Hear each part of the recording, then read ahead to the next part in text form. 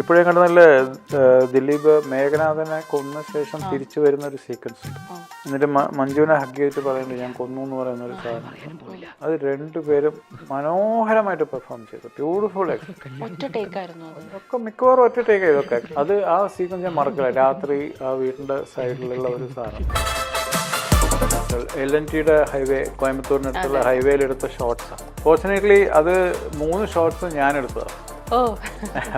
അപ്പൊ അതൊക്കെ നമുക്ക് ഭയങ്കരമായിട്ട്, കാരണം ഇത്രയും ആൾക്കാരെ അപ്രീഷിയേറ്റ് ചെയ്യുന്നു എന്നുള്ള സാധനം ഇപ്പോഴും സോഷ്യൽ മീഡിയയിൽ ഓടി ഇത്രയും കാലത്തിന് ശേഷം പോലും അത് ആക്റ്റീവായിട്ട് നിൽക്കുന്നുള്ളത് ഭയങ്കര. കേരള സ്റ്റോറിക്ക് സിനിമാറ്റോഗ്രാഫി അവാർഡ് കൊടുത്തതിൽ ചേട്ടൻ എന്താ?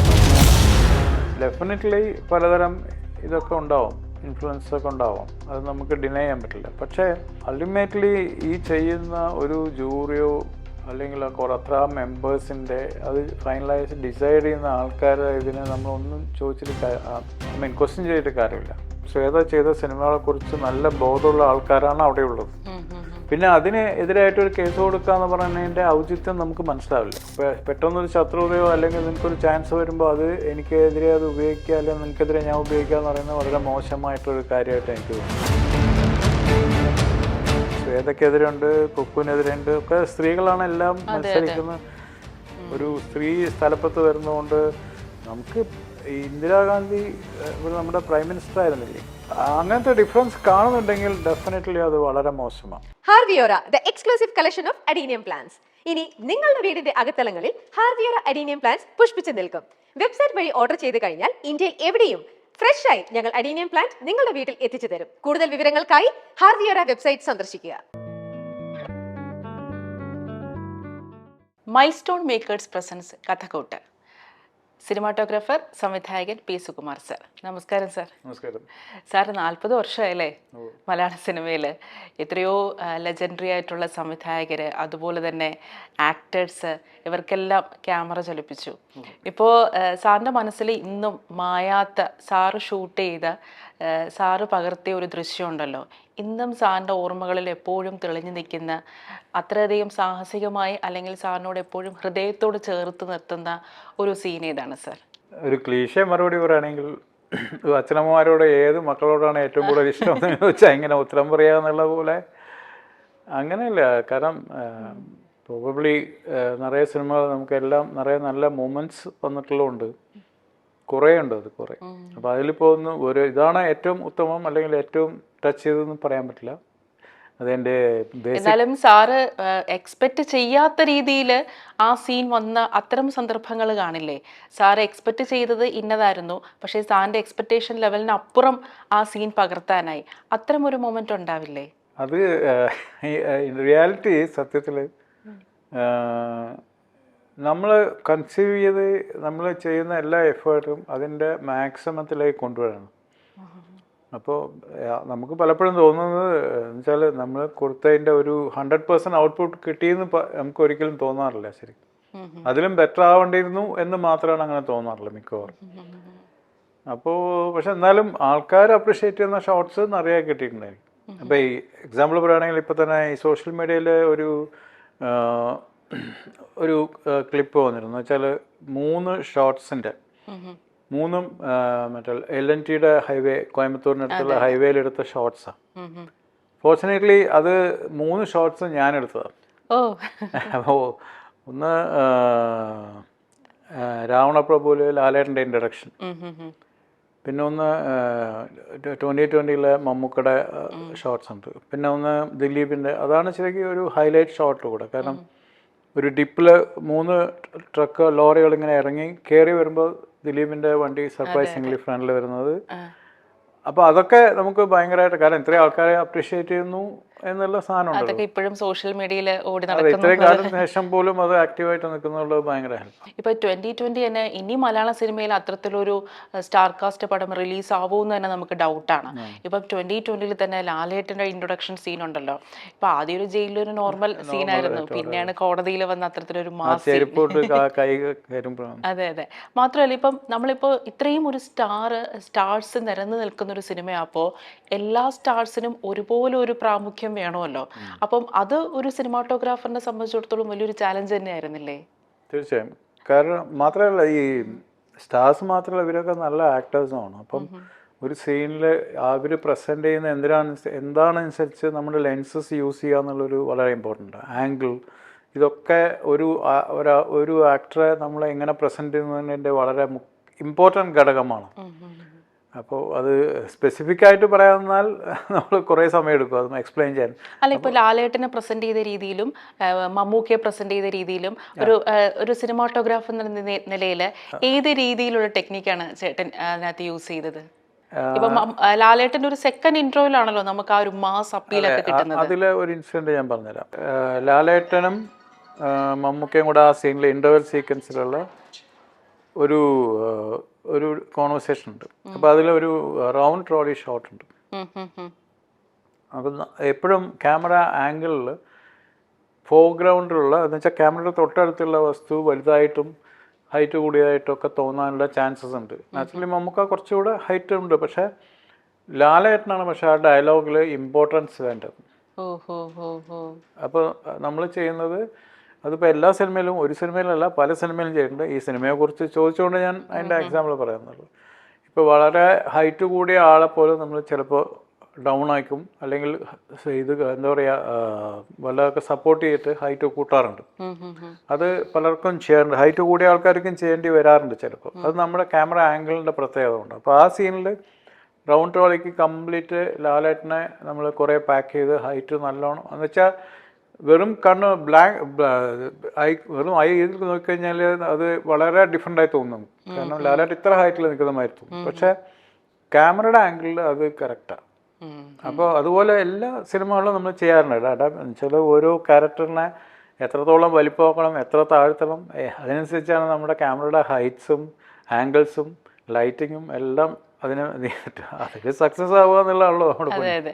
ഇപ്പം കഥ പറയുമ്പോൾ അതിലെ ക്ലൈമാക്സ് സീന് മമ്മൂക്കയുടെ ഒരു സ്പീച്ച് ഉണ്ടല്ലോ, അത് അത്രമേൽ നമ്മളെ ഹൃദയത്തിൽ തൊടുന്ന ഒരു സ്പീച്ചാണ്. അത് ഞാൻ അറിഞ്ഞത് ഒറ്റ ടേക്കിലാണ് മമ്മൂക്ക ആ സ്പീച്ച് എടുത്തതെന്നുള്ളതാണ്. അപ്പോൾ അത് വിഷ്വലി ക്യാപ്ചർ ചെയ്യുന്ന ആ ഒരു മൊമെന്റ് ഉണ്ടല്ലോ, അതെങ്ങനെയായിരുന്നു കേട്ടോ?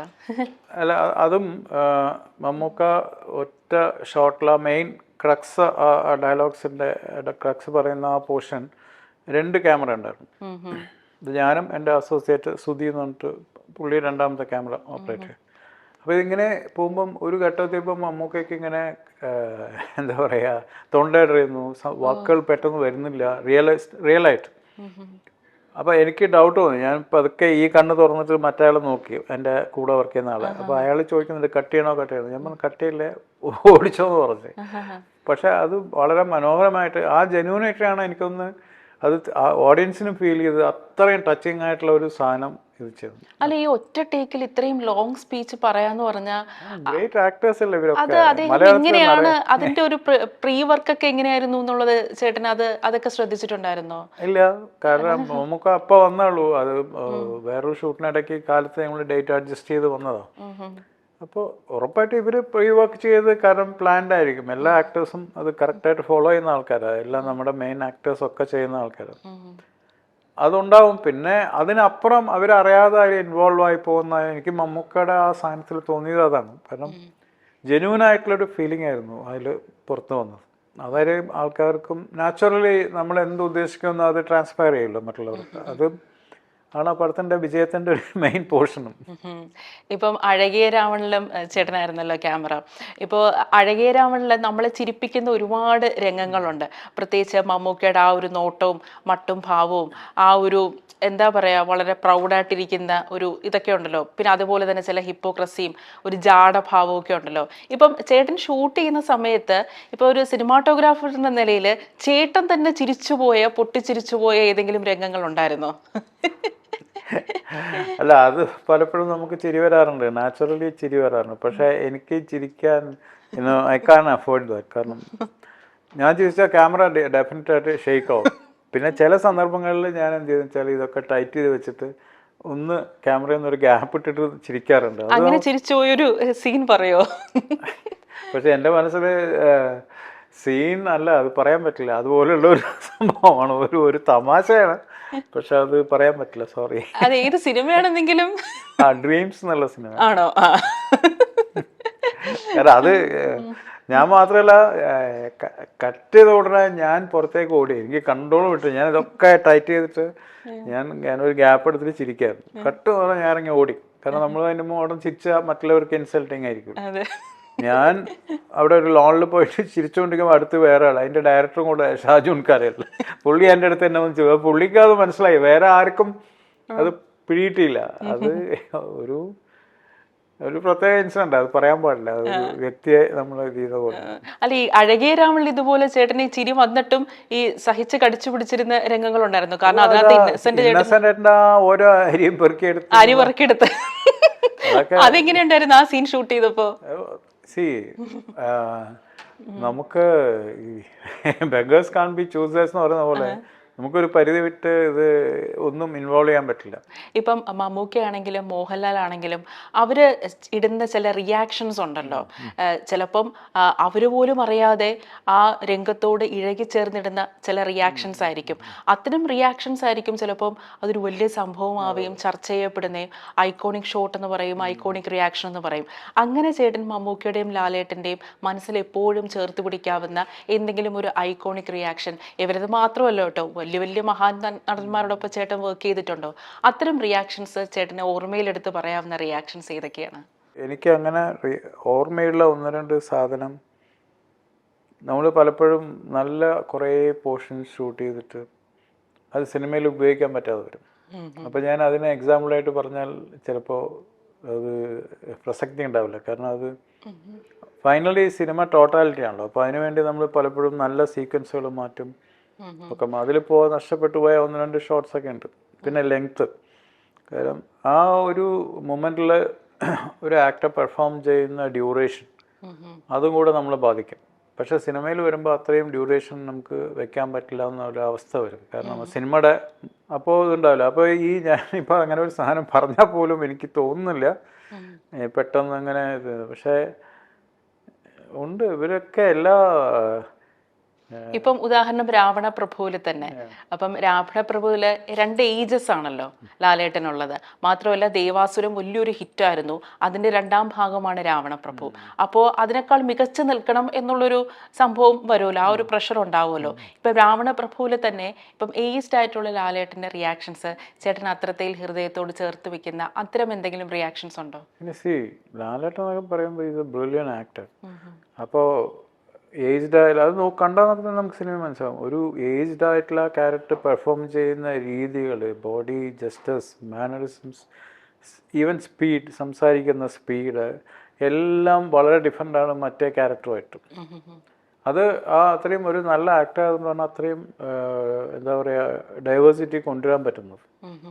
അത് ഇതിപ്പോൾ എന്താ അറിയോ, ഇപ്പോൾ ഈ ചോദ്യത്തിന് എനിക്ക് പെട്ടെന്ന് ഉത്തരം പറയാൻ പറ്റുന്നത് ലാലേട്ടനും മമ്മൂക്കയും ഇപ്പോൾ ദിലീപായാലും മറ്റേ സുരേഷ് ഗോപി ആയാലും ബാക്കി ആരായാലും, ജയറാമാണെങ്കിലും പൃഥ്വിരാജുണ്ട്, ചാക്കോച്ചനുണ്ട്, ഇവർ എല്ലാവരും നല്ല ആക്ടേഴ്സാണ് ഒരു ടു ഗ്രേറ്റ് എക്സ്റ്റെൻറ്റ്. അപ്പോൾ ഇത് നമുക്ക് പ്രത്യേകിച്ച് റിമെമ്പർ ചെയ്യാൻ പറ്റില്ല. കാരണം ഇവരുമായിട്ട് നമുക്കത് ശീലമായി പോവുക ഓൾമോസ്റ്റ് എവറി മൊമെൻറ്റും.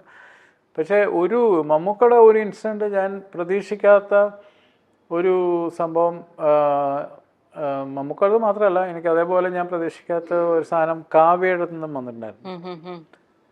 കാശി എന്ന് പറഞ്ഞിട്ട് തമിഴ്, വാസന്തി ലക്ഷ്മിയുടെ തമിഴുണ്ടായിരുന്നു. അതിൽ ഒരു സീനിൽ അപ്പം ഞാൻ സീൻസ് നമ്മളിങ്ങനെ വായിച്ച് ഇങ്ങനെ നമ്മൾ ഏകദേശം ധാരണ ഉണ്ടാവില്ല ആക്ടേഴ്സ് ഇങ്ങനെ പെർഫോം ചെയ്യുന്നുള്ളത്. പക്ഷെ ആ സീൻ ഭയങ്കര ഒരു എന്താ പറയുക ഭയങ്കര നുവാൻസസ് ഉള്ള സീനാണ്. അപ്പോൾ അത് എങ്ങനെ പുറത്തേക്ക് കൊണ്ടുവരും അതിൻ്റെ റിയാക്ഷൻ എന്ന് ചോദിച്ച് ഫസ്റ്റ് ടേക്കിൽ കാവ്യമാധവൻ റിയാക്ട് ചെയ്ത രീതി കണ്ടപ്പോൾ ഞാൻ ഞെട്ടിപ്പോയി. കാരണം ഭയങ്കര ബ്രില്യൻ പെർഫോമർക്ക് അങ്ങനെ ചെയ്യാൻ പറ്റില്ല. എന്നാണ് ഞാൻ കാവ്യ ആദ്യമായിട്ട് അത്രയും നല്ലൊരു ബ്രില്യൻ ആക്ടറായിട്ട് ചെയ്ത്.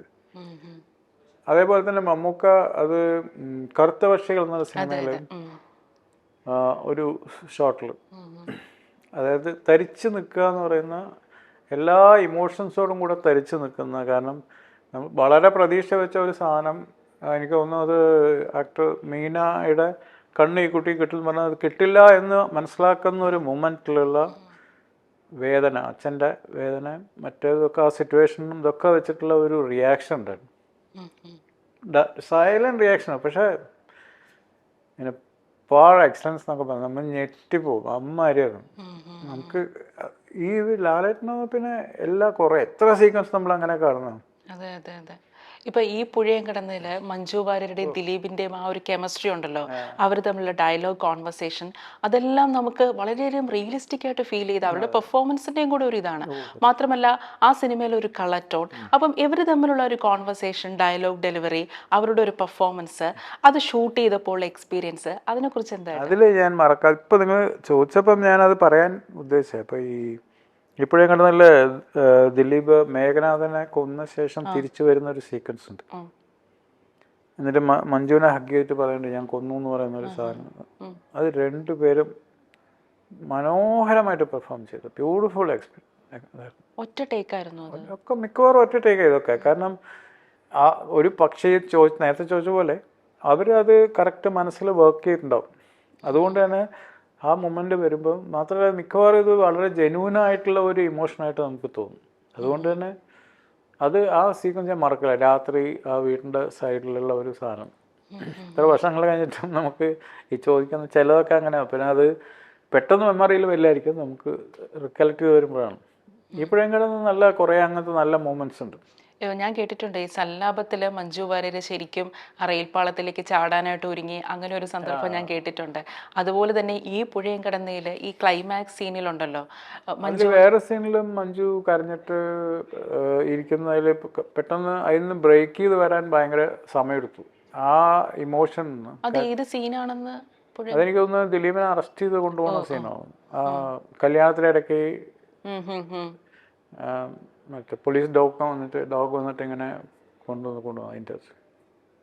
അത് ആ ഒരു ഇതിന്ന് മഞ്ജു വാര്യർക്ക് പുറത്തെടുക്കാൻ സമയമെടുത്തു അല്ലേ? അത് നാച്ചുറലാണ്. കാരണം നമ്മൾ ഇമോഷൻ അത്ര സ്വയം ബിൽഡപ്പ് ചെയ്തിട്ടായിരിക്കുമല്ലോ ആക്ടേഴ്സ് വർക്ക് ചെയ്യുന്നത്. അപ്പോൾ അത് കഴിഞ്ഞ് വരുമ്പോഴുള്ള ഒരു ചേഞ്ച് ആവുക. ഇപ്പോൾ ചേട്ടന് അവാർഡ് കിട്ടി, സോപാനത്തിൽ സംസ്ഥാന അവാർഡ് കിട്ടിയിട്ടുണ്ടായിരുന്നു മികച്ച സിനിമാറ്റോഗ്രാഫറിനുള്ള. മാത്രമല്ല സ്വലയ്ക്കും അവാർഡ് കിട്ടിയായിരുന്നു. ഇപ്പോൾ അവാർഡുകൾ ഇപ്പോൾ തന്നെ ദേശീയ അവാർഡ് പ്രഖ്യാപിച്ചു. അപ്പം അവാർഡുകൾക്ക് അവാർഡുകളുടെ മാനദണ്ഡം എന്താണ് എന്നതിനെ കുറിച്ച് ഒരു അഭിപ്രായം ഇപ്പോൾ സിനിമാക്കാരുടെ ഇടയിൽ തന്നെ വരുന്നുണ്ട്. ഇപ്പം കേരള സ്റ്റോറിക്ക് അവാർഡ് കൊടുത്തതിനെതിരെ വ്യാപകമായ വിമർശനം വരുന്നുണ്ട്. അത് മികച്ച സിനിമാറ്റോഗ്രാഫിക്കാണ് കേരള സ്റ്റോറിക്ക് അവാർഡ് കിട്ടിയിരിക്കുന്നത്. അത് തന്നെയാണ് അവിടുത്തെ ഒരു വിരോധാഭാസം. ഇപ്പോൾ ആടുജീവിതം വളരെ ബ്രില്യൻ്റ് ആയിട്ടുള്ളൊരു സിനിമാറ്റോഗ്രാഫി ആയിരുന്നു. അതിനെ തഴഞ്ഞുകൊണ്ടാണ് കേരള സ്റ്റോറിക്ക് മികച്ച സിനിമാറ്റോഗ്രാഫി അവാർഡ് കൊടുത്തിരിക്കുന്നത്. അത് തന്നെ വലിയൊരു ചിരി പടർത്തുന്ന ഒരു അവാർഡ് പ്രഖ്യാപനമായിട്ടാണ് നമുക്ക് എല്ലാവർക്കും ഫീൽ ചെയ്തത്. ഒരു മലയാളത്തിലെ ഒരു ലെജൻഡറി സിനിമാറ്റോഗ്രാഫർ എന്നുള്ള നിലയിൽ ചേട്ടൻ എന്താണ് തോന്നിയത്? ഇൻസിഡൻ്റലി ഇപ്പോൾ പ്രഖ്യാപിച്ച ഈ അവാർഡിൻ്റെ പ്രീവിയസ് അവാർഡിന് ഫൈനൽ ജൂറി മെമ്പറായിരുന്നു ഞാൻ, നാഷണൽ അവാർഡിൻ്റെ. അപ്പോൾ ഏകദേശം അവിടെ നടക്കുന്ന സംഭവങ്ങളെക്കുറിച്ചൊക്കെ ഒരു ധാരണയുണ്ട്. ഡെഫിനറ്റ്ലി പലതരം ഇതൊക്കെ ഉണ്ടാവും, ഇൻഫ്ലുവൻസ് ഒക്കെ ഉണ്ടാവും, അത് നമുക്ക് ഡിനൈ ചെയ്യാൻ പറ്റില്ല. പക്ഷേ അൾട്ടിമേറ്റ്ലി ഈ ചെയ്യുന്ന ഒരു ജൂറിയോ അല്ലെങ്കിൽ അത്ര മെമ്പേഴ്സിൻ്റെ അത് ഫൈനലൈസ് ഡിസൈഡ് ചെയ്യുന്ന ആൾക്കാരെ ഇതിനെ നമ്മളൊന്നും ചോദിച്ചിട്ട് ക്വസ്റ്റ്യൻ ചെയ്തിട്ട് കാര്യമില്ല. കാരണം അത് അങ്ങനെയാണ് പലപ്പോഴും പല കാര്യങ്ങൾ. ഇതിൽ വളരെ എന്താ പറയുക കോംപ്ലിക്കേറ്റഡ് ആയിട്ടുള്ള പല കാര്യങ്ങളും ഇൻവോൾവാണ്. അപ്പോൾ അതിന് ഞാൻ ഇതിൽ മെമ്പറായിരുന്നു. കേരള സ്റ്റോറിക്ക് സിനിമാറ്റോഗ്രാഫി അവാർഡ് കൊടുത്തതിൽ ചേട്ടൻ എന്താ തോന്നുന്നത്? കേരള സ്റ്റോറി ഞാൻ തിയേറ്ററിൽ കണ്ടിട്ടില്ല. എന്നാലും നമുക്കതിൻ്റെ ചില ഷോർട്സും ക്ലിപ്പിംഗ്സ് ഒക്കെ നമ്മൾ സോഷ്യൽ മീഡിയയിൽ കാണുമല്ലോ. അപ്പം തന്നെ നമുക്ക് ഏകദേശം ഒരു കാരണം അങ്ങനെ ജഡ്ജ് ചെയ്യുന്നത് ഞാൻ ചെയ്യാറില്ല. കാരണം പണ്ട് പലപ്പോഴും ടി വി ഇങ്ങനെ കണ്ടുകൊണ്ടിരിക്കുമ്പോൾ കുറച്ചു കാലം മുമ്പ് പെട്ടെന്ന് കൂടെയുള്ള ആളായിരിക്കും ഇത് ഓർമ്മല്ലേ, ഞാൻ പറയും എനിക്കറിയില്ല. കാരണം ടി വിയിൽ കണ്ടിട്ട് എങ്ങനെ ജഡ്ജ് ചെയ്യണം നമ്മളെന്നുള്ളതാണ്. ഇപ്പോൾ കുറേ കൂടെ ബെറ്ററാണ്, പക്ഷെ എങ്കിലും അങ്ങനെ നമ്മൾ ജഡ്ജ് ചെയ്യാൻ പറ്റില്ല. ഓവറോൾ എന്താണ് ആ തീമിനോട് എത്രത്തോളം നീതി പുലർത്തുന്നുണ്ടെന്നുള്ള ഞാൻ കേരള സ്റ്റോറി കണ്ടിട്ടില്ല. അതുകൊണ്ട് എനിക്ക് അതിനെക്കുറിച്ചൊരു അറിയില്ല. ആടുജീവിതം നല്ല വർക്കാണ് ഓഫ് കോഴ്സ്. അല്ല, ഇപ്പം ചേട്ടൻ പറഞ്ഞല്ലോ ഇൻഫ്ലുവൻസുകൾ ഉണ്ടാവാം. അതൊരു രാഷ്ട്രീയപരമായിട്ടുള്ള ഇൻഫ്ലുവൻസ് ആണോ അതോ വ്യക്തിപരമായിട്ടുള്ള താല്പര്യങ്ങളാണോ? എല്ലാം ഉണ്ട്. കാരണം ഇപ്പം ഞാൻ ജൂറി ആയിരിക്കുമ്പം എൻ്റെ സെൻസിബിലിറ്റിക്കും അല്ലെങ്കിൽ എൻ്റെ ഇതിനനുസരിച്ചല്ലേ ഞാനൊരു സിനിമയെ അപ്രീഷിയേറ്റ് ചെയ്യുള്ളൂ. അപ്പോൾ കളക്റ്റീവ്ലി നമ്മൾ ഒരു 10 പേർക്കും ഇതേ സെൻസിബിലിറ്റി ആണെങ്കിൽ ഇപ്പോൾ നമ്മൾ ഉദ്ദേശിക്കുന്ന സിനിമ തന്നെ വിൻ ചെയ്യണമെന്നില്ല. സിനിമയുടെ ഡീമെറിറ്റ് അല്ല അത്. അത് കാരണം ഒരു ഗ്രൂപ്പ് തീരുമാനിക്കുന്നതാണ് ഇത്. ഇപ്പൊ സാന്ദ്ര തോമസ് ഒക്കെ അതിലൊരു ഇതുപോലെ ഫയർ ഉള്ളിൽ സൂക്ഷിക്കുന്ന, ആണുങ്ങളെല്ലാം നിരന്നുകൂടിയിരിക്കുന്നതിൽ ഒരൊറ്റ പെണ്ണ് വന്നിരുന്ന് ഒരു സിംഹക്കുട്ടിയെ പോലെ പ്രതികരിച്ചൊരു വ്യക്തിയാണ് സാന്ദ്ര തോമസ്.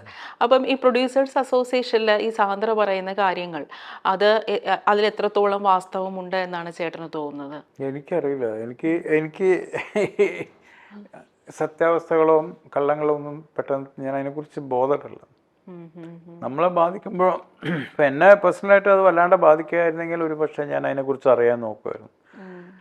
ഇപ്പം നമ്മുടെ കോടതികളിലുള്ള നിയമങ്ങൾ എത്രയുണ്ട് നിങ്ങൾക്ക് വല്ലതും അറിയുമോ? എന്തൊക്കെയുണ്ട് നിങ്ങളെ ബാധിക്കും? നിങ്ങളെ ഇൻഡയറക്റ്റായിട്ട് ബാധിക്കുന്നുണ്ട്. പക്ഷേ അതിൻ്റെ ടാക്സേഷൻസ് എത്രയുണ്ട്, നിങ്ങളെ ബാധിക്കുന്നത് എന്തൊക്കെയാണെന്ന് നിങ്ങൾക്ക് അറിയോ? ഇല്ല. നമ്മൾ അതിനെക്കുറിച്ച് സ്റ്റഡി ചെയ്യണം. നമുക്ക് ആവശ്യമുണ്ടെങ്കിൽ മാത്രം അത് നമ്മുടെ പരിധിയിൽ വരുന്ന ഒരു പഠിക്കേണ്ട കാര്യമാണെങ്കിൽ മാത്രമേ നമ്മൾ പഠിക്കാൻ നോക്കുന്നു.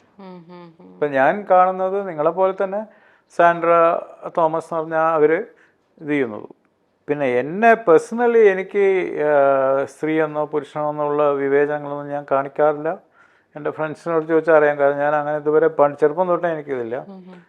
ഞാൻ പഠിച്ചതൊക്കെ കോ എഡ്യൂക്കേഷനിൽ, അതുകൊണ്ട് തന്നെ പ്രശ്നമില്ലായിരുന്നു. അപ്പോൾ അത് കാണിക്കുന്നവരുണ്ടാവാം, പ്രെജുഡിസ്ഡ് ആയിട്ടുള്ള ആൾക്കാരുണ്ടാവാം. പക്ഷെ അപ്പോൾ അതിൻ്റെ ഒരു പറയുന്ന പിന്നെ എന്താ വെച്ചാൽ നമ്മൾ ഒരു പ്രത്യേക രീതിയിൽ ഒരു സംഭവം പെർസീവ് ചെയ്തിട്ട് അതിനനുസരിച്ച് ബാക്കിയുള്ളവർ പെരുമാറണം എന്ന് വിചാരിക്കാനും പാടില്ല. പിന്നെ ഞാനിപ്പോൾ എൻ്റെ സിനിമാറ്റോഗ്രാഫേഴ്സ് യൂണിയൻ ക്യുമാക്കിൻ്റെ സെക്രട്ടറി ആയിരുന്നു കുറേ വർഷങ്ങളായിരുന്നു. കുറേ കണ്ടിന്യൂസ് ആയിട്ട് ഒരു 4-5 ടേംസ് ഉണ്ടായിരുന്നു. അപ്പോൾ നമ്മളോട് ചോദ്യം ചോദിക്കുന്ന ആൾക്കാരുണ്ട്. അപ്പോൾ ഉത്തരം കൊടുക്കാൻ ഞാൻ ബാധ്യസ്ഥനാണ്. പക്ഷേ പല ചോദ്യങ്ങളും കാരണം നമുക്കറിയാം അവരുടെ ഇഗ്നറൻസ് ആണ്. ഈ ആൻറ്റി ഇൻകംബൻസിമാർ പോലെ തന്നെ എന്തുകൊണ്ട് നിങ്ങൾ ചെയ്തില്ല? അത് ചെയ്യണമെങ്കിൽ അതിൻ്റെ ആയിട്ടുള്ള പല രീതികളുണ്ട്, പല കാര്യങ്ങളുണ്ട്. ഇപ്പോൾ ഒരാൾക്ക് മാത്രമോ അല്ലെങ്കിൽ ചെറിയൊരു ഗ്രൂപ്പിന് വേണ്ടി മാത്രം നമുക്ക് ചെയ്യാൻ പറ്റില്ല. ഒരു ഇത് നടത്തുക എന്ന് പറയുമ്പോൾ ഒരു അസോസിയേഷനോ ഒരു യൂണിയനൊക്കെ നടത്തുമ്പോൾ പല ആൾക്കാരുടെയും പിന്നെ അതിൻ്റെ തന്നെ ബൈലോസ് ഒക്കെ നോക്കാനുണ്ട്. അതുകൊണ്ട് ഒരാൾ മറ്റൊരാളെ അക്യൂസ് ചെയ്യുമ്പോൾ എന്നെ സംബന്ധിച്ചുള്ളത് എനിക്ക് വ്യക്തമായിട്ടുള്ളൊരു പിക്ചർ കിട്ടാതെ അതിൻ്റെ തെളിവുകൾ കിട്ടാതെ നമുക്കൊന്നും പറയാൻ പറ്റില്ല. അല്ലെ, പലപ്പോഴും നമ്മൾ ഈ അക്യൂസേഷൻസ് ഈ സംഘടനാ തലത്തിൽ വളരെയധികം വ്യാപകമായിട്ട് വരുന്നുണ്ടല്ലോ. ഇപ്പം സാന്ദ്രയൊക്കെ കുറേ കാലങ്ങളായി അക്യൂസേഷൻസ് ഇങ്ങനെ ഉയർത്തിക്കൊണ്ടിരിക്കുകയാണ്. അപ്പം അതുകൊണ്ടാണ് ഇപ്പം ചേട്ടൻ ആ ഒരു അസോസിയേഷന്റെ ഭാഗമായതുകൊണ്ട് കൂടിയാണ് ഞാൻ ചോദിക്കുന്നത്. ഇപ്പോൾ ഒരു ഫീമെയിൽ, ഞാൻ നേരത്തെ പറഞ്ഞ പോലെ ചില ആൾക്കാർ പ്രതികരിച്ചു, അത് എല്ലാ കാര്യത്തിലും അവർ പ്രതികരിക്കും. ഇപ്പം സാൻഡ്ര തോമസ് ഒക്കെ അവർ നാച്ചുറലി അങ്ങനെ പ്രതികരിക്കുന്ന ഒരു വ്യക്തിയായിരിക്കും. അതല്ലാതെ അവിടെയും വേറെ ആൾക്കാരുണ്ടാവും. എനിക്കറിയില്ല എത്ര പേര് അങ്ങനെ പ്രതികരിക്കുന്ന ആൾക്കാരുണ്ട്. മാത്രമല്ല അവിടെ പോകുമ്പം പലരും സംസാരിക്കുന്നതൊക്കെ കേൾക്കാറുണ്ട്. പലരും നമുക്ക് ലെറ്റേഴ്സ് അയക്കാറുണ്ട് എതിരായിട്ട് ബോഡിക്ക് എഴുതി. അപ്പോൾ ഇതിൻ്റെ വളരെ കൃത്യമായിട്ടുള്ള ഞാനൊരു സയൻസ് സ്റ്റുഡൻ്റാണ്. അപ്പോൾ എനിക്ക് എവിഡൻസ് ബേസ്ഡ് ആയിട്ടാണ് ഞാൻ മിക്കവാറും പോകാറുള്ളത്. ഞാൻ സയൻസാണ് പഠിച്ചത്. കുറച്ചുകൂടെ സയൻറ്റിഫിക്കായിട്ട് ജീവിക്കണമെന്ന് വിശ്വസിക്കുന്ന ഒരാളും കൂടിയാണ്. അപ്പോൾ അതുകൊണ്ട് തന്നെ കറക്റ്റ് എവിഡൻസ് ഇല്ലാതെ നമ്മളെങ്ങനെയാണ് ജഡ്ജ് ചെയ്യാം? രണ്ടുപേരെയും ന്യായീകരിക്കുന്നുമില്ല, രണ്ടുപേരെയും തെറ്റീകരിക്കുന്നുമില്ല. അവർ തമ്മിലുള്ള വ്യത്യാസങ്ങൾ അവർ തന്നെ അത് പ്രൂവ് ചെയ്ത് പുറത്ത് കൊണ്ടുവരട്ടെ. നാച്ചുറലി ഇപ്പോൾ മാത്രമല്ല എനിക്ക് എൻ്റെ അറിവിൽ കോർട്ടിലൊക്കെ കേസിലൊക്കെ പോയിട്ടുണ്ട് മറ്റേ നോമിനേഷൻ തള്ളിയതിനെതിരെ. അപ്പോൾ അത് നാച്ചുറലി അപ്പോൾ അവർ പറയുന്നു ബൈലോ പ്രകാരം മിസ് സാൻഡ്ര തോമസിന് ഒരു 3 സിനിമകളുടെ പേര് അവരുടെ പേരിലില്ല, അതുകൊണ്ടാണെന്നൊക്കെയാണ് പറഞ്ഞിരിക്കുന്നത്. എന്നാണ് ഞാൻ മീഡിയാസിലും സോഷ്യൽ മീഡിയാസിലൊക്കെ കണ്ടത്. അപ്പോൾ അത് സത്യമാണെങ്കിൽ ഇപ്പോൾ നമുക്കൊന്നും ചെയ്യാൻ പറ്റില്ലല്ലോ. ഇപ്പം ചേട്ടൻ അമ്മയിലും മെമ്പറാണല്ലോ. അപ്പം ശ്വേതാ മേനോൻ ശ്വേതാമേനോനെതിരെ കേസ് കൊടുത്തത് ഇതുപോലെ നഗ്നരംഗങ്ങൾ ഒരു സൈറ്റിൽ കണ്ടു എന്നതിന്. പക്ഷേ ആ സിനിമകളിലെ സീൻസാണ് അതിനകത്ത് ഉദ്ദേശിക്കുന്നത്. ആ സിനിമകളൊക്കെ സെൻസർ കഴിഞ്ഞ സിനിമകളാണ്. മാത്രമല്ല ആ കേസിൽ കാര്യമില്ല എന്ന് പറഞ്ഞ് കോടതി ഇത് തള്ളിക്കളയുകയും ചെയ്തു. അപ്പോൾ ഒരു വനിത പ്രസിഡന്റ് ആവുക എന്നുള്ളത് നമ്മളെല്ലാം സംബന്ധിച്ചിടത്തോളം വളരെയധികം സന്തോഷമുള്ള പ്രതീക്ഷ സംശയമുള്ള ഒരു കാര്യമാണ്. അപ്പോൾ ആ ഒരു സമയത്താണ് ഈ തെരഞ്ഞെടുപ്പ് നടക്കുന്ന കറക്റ്റ് സമയത്താണ് ഇങ്ങനെ ഒരു കേസ് വന്നിരിക്കുന്നത്. അപ്പോൾ എന്താണ്, കാരണം ശ്വേതാ മേനോന്റെ കൂടെ ചേട്ടൻ വർക്ക് ചെയ്തിട്ടുണ്ടോ? അതെനിക്ക് ഷൂട്ട് ചെയ്തിട്ടില്ല, എനിക്ക് പരിചയമുണ്ട്. അപ്പം എനിക്കറിയില്ല, ഇപ്പം ഇങ്ങനെയുള്ള സാഹചര്യങ്ങൾ കാണുമ്പോൾ ഉണ്ടല്ലോ, ഇപ്പം ചേട്ടൻ അമ്പയിലെ മെമ്പറും കൂടെ അല്ലേ, അപ്പൊ ചേട്ടൻ എന്താ തോന്നിയിട്ടുള്ളത് ഇത്തരം സന്ദർഭങ്ങളൊക്കെ കാണുമ്പോൾ? എനിക്ക് സത്യം, കാരണം ഇതൊക്കെ കാണുമ്പോൾ നമുക്ക് പെട്ടെന്ന് ഇതിന്റെ പിന്നിൽ എന്തെങ്കിലും ഒരു ഗൂഢാലോചന ഉണ്ടോ എന്ന് തോന്നുന്നു. കാരണം ആ കറക്റ്റ് സമയത്താണല്ലോ ഈ കേസ് വന്നത്. ടൈമിങ്ങിന്റെ പ്രശ്നമുണ്ട് കറക്റ്റ്. കാരണം അതിനോട് എനിക്കും എതിരഭിപ്രായമുള്ള ആളാണ് ഞാൻ. കാരണം പലപ്പോഴും വേറൊരു വ്യക്തിക്കെതിരെ അദ്ദേഹം 1 വർഷം മുമ്പ് ഒരു ഫ്രണ്ടിനോട് സംസാരിച്ച സാധനം എടുത്ത് പ്രസന്റ് ചെയ്തിരിക്കുന്നു. അപ്പൊ ഫ്രണ്ട്സിനോട് നമ്മൾ കാഷ്വലായിട്ട് പറയുന്ന സാധനം അതിനെ വേറെ രീതിയിൽ നമ്മൾ ഉപയോഗിക്കുന്ന വാക്കുകൾ ഡിഫറെന്റ് ആയിരിക്കും. ഫ്രണ്ട്സിനോടാകുമ്പോൾ ഫ്രീഡം ഉള്ളതുകൊണ്ട് അതെടുത്തിട്ട് ഇപ്പോൾ 1 വർഷം 2 വർഷം മുമ്പാണെന്ന് പറഞ്ഞത്. അപ്പൊ എഗെയിൻ ഈ പറഞ്ഞ പോലെ നമുക്ക് സത്യാവസ്ഥ അറിയില്ലെങ്കിൽ ഞാൻ അദ്ദേഹത്തെ വിശ്വസിച്ചുകൊണ്ടാണ് പറയണം. അങ്ങനെയാണെങ്കിൽ അത് മോശമാണ്. കാരണം ഇപ്പോൾ നമ്മൾ 2 പേര് ഫ്രണ്ട്സ് ആയിരിക്കുമ്പോൾ നമ്മൾ പലതും അങ്ങോട്ടും ഇങ്ങോട്ടും പറഞ്ഞിട്ടുണ്ടെങ്കിൽ അത് ഒരു പെട്ടെന്നൊരു ശത്രുതയോ അല്ലെങ്കിൽ നിങ്ങൾക്കൊരു ചാൻസ് വരുമ്പോൾ അത് എനിക്കെതിരെ അത് ഉപയോഗിക്കുക അല്ലെങ്കിൽ നിങ്ങൾക്കെതിരെ ഞാൻ ഉപയോഗിക്കുക എന്ന് പറയുന്നത് വളരെ മോശമായിട്ടൊരു കാര്യമായിട്ട് എനിക്ക് തോന്നിയിട്ടുണ്ട്. പിന്നെ ഈ പറഞ്ഞ പോലെ ടൈമിങ് അത് നമ്മൾ ഇതിൽ മാത്രമല്ല, ഈ ഇലക്ഷനിൽ മാത്രമല്ല, പല കാര്യങ്ങളിലും ലൈഫിൽ നിങ്ങൾ എടുത്ത് നോക്കിയാൽ പലപ്പോഴും ഈ സന്ദർഭം വരുമ്പോഴോ, കാരണം എപ്പോഴാണ് അടിക്കേണ്ടത് എന്നുള്ളത് കറക്റ്റായിട്ട് അടി ഏറ്റവും കൂടുതൽ ഇമ്പാക്റ്റ് കിട്ടുക എപ്പോഴാണ് നോക്കിയിട്ട് ആൾക്കാർ വെയിറ്റ് ചെയ്യും. അതുമാത്രമല്ല, ഒരു വ്യക്തിയെ എതിർക്കാൻ നമുക്ക് എന്തൊക്കെ ആയുധങ്ങളുണ്ടെന്ന് അന്വേഷിക്കുമ്പോഴാണ് പണ്ട് ഇങ്ങനെ ഒരു സാധനം, ചിലപ്പോൾ അതിനെക്കുറിച്ച് അവർ വലിയ സീരിയസ് ആയിട്ട് ഉണ്ടാവാതിരിക്കാം എന്നായിരിക്കാം ചാൻസ്. അപ്പം ഇതൊന്നും നമുക്ക് പറയാൻ പറ്റില്ല. ഇപ്പോൾ ശ്വേതക്കെതിരുണ്ട്, കുക്കുവിനെതിരുണ്ട്, ഒക്കെ സ്ത്രീകളാണ് എല്ലാം മത്സരിക്കുന്നത്. ഇനിയിപ്പോൾ സ്ത്രീ പുരുഷന്മാരെ എനിക്ക് പേഴ്സണലി എനിക്ക് ഒരു ഡിഫറൻസും തോന്നാത്തതുകൊണ്ട് ഇതിൻ്റെ എത്ര അഗ്രസീവ് ആണെന്നുള്ള സാധനം എനിക്കറിയില്ല. ഒരു സ്ത്രീ സ്ഥലപ്പത്ത് വരുന്നതുകൊണ്ട് നമുക്ക് ഇന്ദിരാഗാന്ധി ഇവിടെ നമ്മുടെ പ്രൈം മിനിസ്റ്റർ ആയിരുന്നില്ലേ, അപ്പോൾ അതിനെങ്ങനെ അങ്ങനെ തലതായിട്ട് കാണുന്നത് എനിക്കറിയില്ല. കാരണം നമ്മളെ ഇന്ത്യ ഭരിച്ചിരുന്ന ഒരു വ്യക്തി എന്ന നിലയ്ക്ക് ഒരു സ്ത്രീയാണ്. ഇപ്പോൾ മാർഗരറ്റ് താച്ചർ ഉണ്ടായില്ല, അവരൊക്കെ ഉണ്ടായില്ലേ. അപ്പോൾ അത് അങ്ങനത്തെ ഡിഫറൻസ് കാണുന്നുണ്ടെങ്കിൽ ഡെഫിനറ്റ്ലി അത് വളരെ മോശമാണ്. അല്ല, മേജർ രവിയുടെ ഒരു സ്റ്റേറ്റ്മെന്റ് ഞാൻ കേട്ടായിരുന്നു. അതായത് ശ്വേതാ മേനോൻ മേജർ രവിയോട് പറഞ്ഞു, എനിക്കൊരു മകളുള്ള കാര്യം ഇവരൊക്കെ ആലോചിക്കണമായിരുന്നു എന്നുള്ളത്. അത് പറഞ്ഞിട്ട് ശ്വേതാ മേനോൻ വല്ലാതെ വേദനിച്ചു എന്നാണ് പറഞ്ഞത്. അപ്പം സ്വാഭാവികമായിട്ടും ശരിയാണ്, അവർക്കൊരു മകളുണ്ട്. അപ്പം ഇത്തരം സംഭവങ്ങളൊക്കെ വരുമ്പോൾ ഉണ്ടല്ലോ, ഒരു അമ്മ എന്നുള്ള നിലയിലും അവർക്ക് ഒരുപാട് സങ്കടം വന്നിട്ടുണ്ടായിരിക്കും അല്ലേ?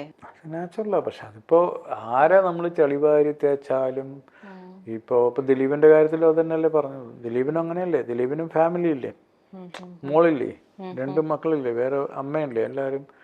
അപ്പോൾ